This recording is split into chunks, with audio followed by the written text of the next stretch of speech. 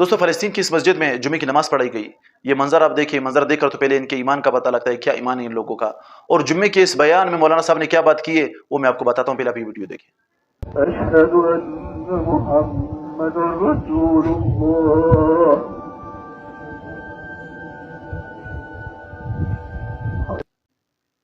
Video آپ لوگوں نے دیکھ لی دوستو.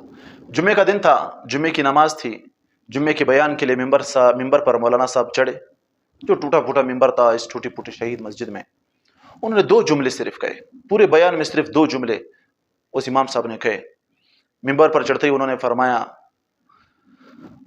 کہ بھائیو، بھوک کی حالت کی وجہ سے، بھوک کی شدت کی وجہ سے مجھ میں بولنے کی طاقت نہیں ہے اور آپ لوگوں میں سننے کی طاقت نہیں ہے. اور یہ الفاظ کے اور کہ جی صفحے درست کریں. یعنی یہ حالت فلسطین کی ہو چکی ہے، غزہ کی یہ حالت، غزہ اس حالت کو، فلسطین اس حالت کو پہنچ چکا ہے کہ امام مسجد کا بیان یہ ہے جمعے کے دن کا یہ بیان کہ جی بھوک کی وجہ سے مجھ میں بولنے کی طاقت نہیں ہے اور آپ لوگوں میں سننے کی طاقت نہیں ہے، لہٰذا اپنی صفحے سیدھی کریں. اور وہ لوگ پھر بھی اللہ کے آگے جھکے.